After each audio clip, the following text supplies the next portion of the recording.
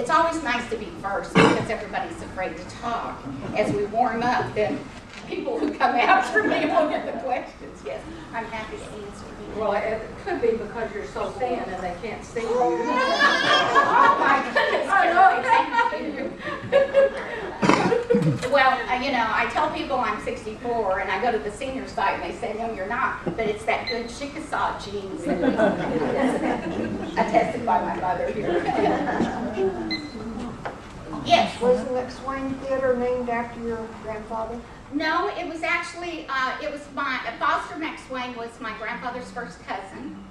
And so we often went to the theater when I was a little girl. I spent lots of time there with Foster and my grandfather.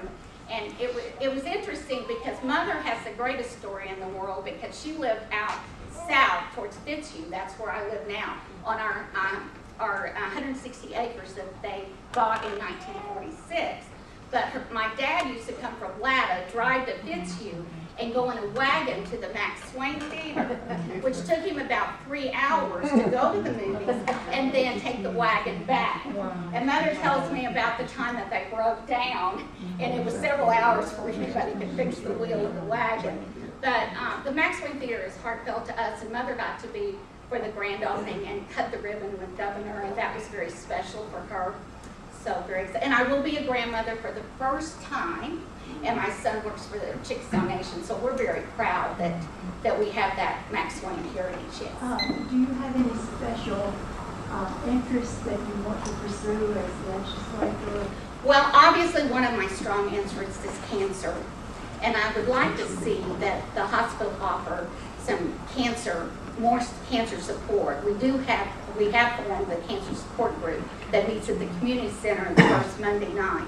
But I would like to see, there are 1,500 people that die daily of cancer in the U.S. 3,400 are diagnosed daily. And about 3% of that is Native Americans. So I've done a lot of research on it, partially because of the leukemia, and it was my grandfather and now my mother. It's called myelodysplasia, what she has. And it's hereditary. And a lot of what Chickasaw has, well, you know, in health issues is hereditary. So one of those things I'm going to look for is the cancer. Yes, ma'am. What do you feel like the responsibility of a legislator is? Well, one of the things I think is very important is that you are very visible to your people and you attend as many functions as you can to find out what their needs are.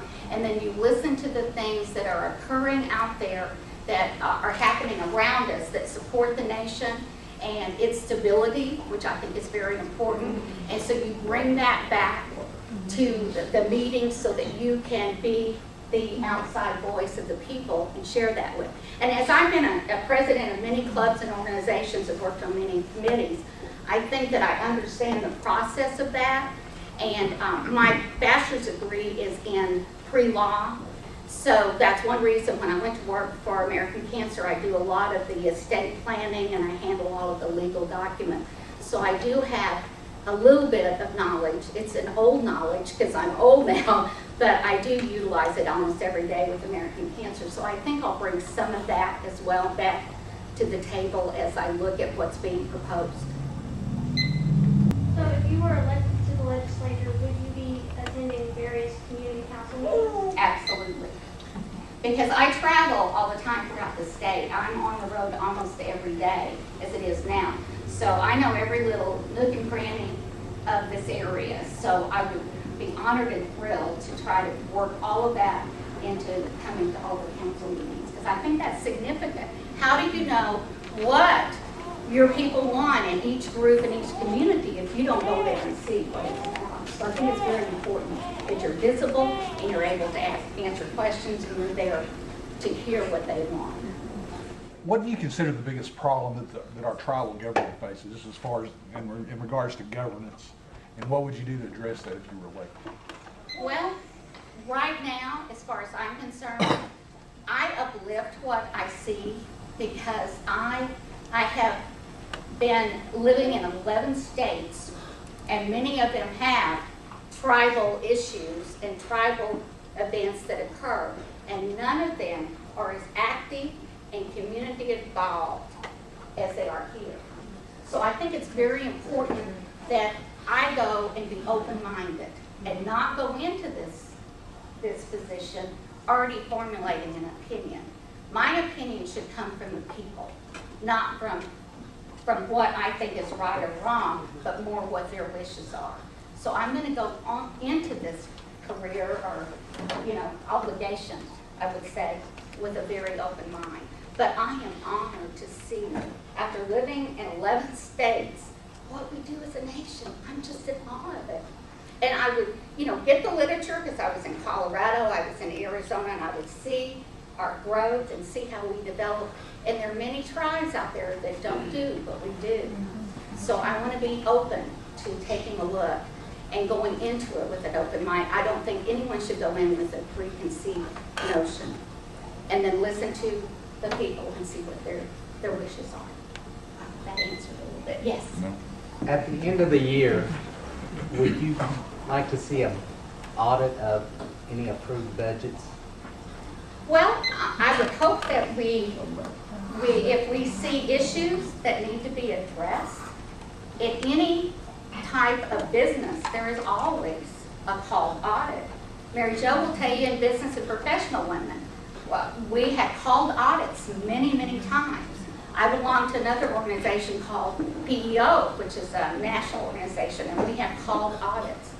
So certainly, if there is something that we need to address and look at, audits are significantly important for that. They truly are. So yes, I would be open to looking at one if we need to have one, and the people tell us that we need to have one. Yes.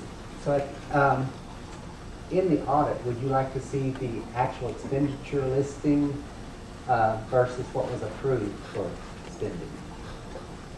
Well, I was hoping that It's not in our audit. it's not. That's good. See, well, yes, probably so. It would be nice to see what the expenditures are. And But I don't know what previous policies have been in place. So I'm going to be looking at what the guidelines are for previous policies. I've read a lot of the proposals that have happened, and I've been studying the online things, and I'm getting a greater picture of what's going on. But it's very difficult not being a legislator before to answer that in a very direct and honest way. I'm just being honest with you. I don't know yet, but I do know I'll be open-minded and I'll be for the people. So. I have one more question. Should the legislative body, sort of like a board of directors, Right. call for the audit and oversee an audit, or should they allow the executive branch, which would be in a business, the management, to oversee the audit and release the audit? So what you're saying to me is before it's been done the other way, right, in the past. Well, I would have to take a look at that. It would have to be an executive judgment by looking at what's out there and what's being spent and how it's being spent.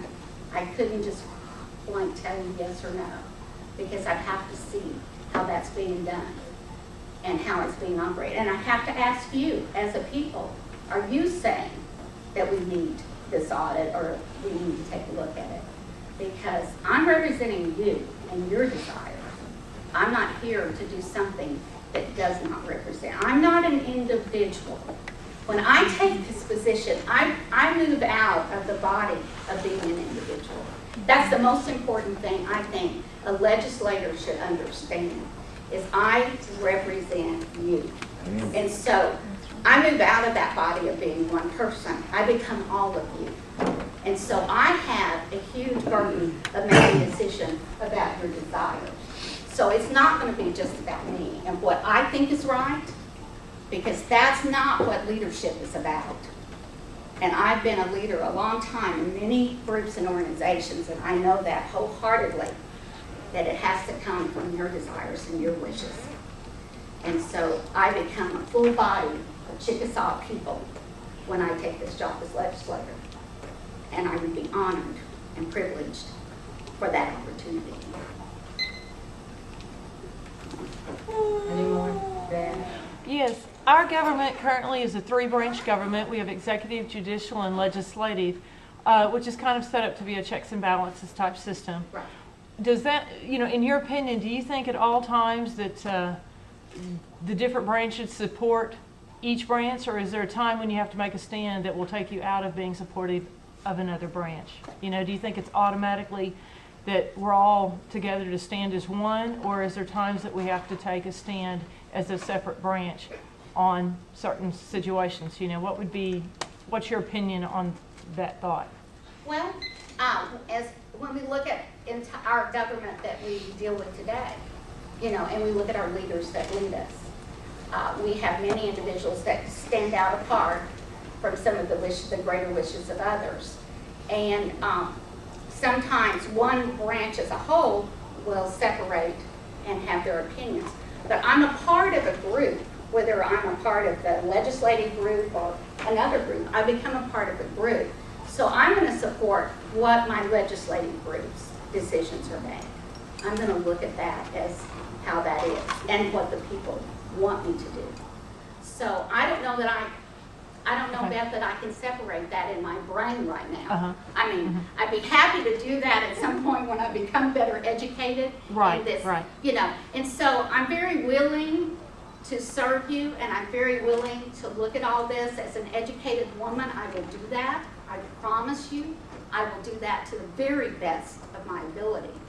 But to blatantly make a decision now about how I would perceive that, I don't know till I'm there.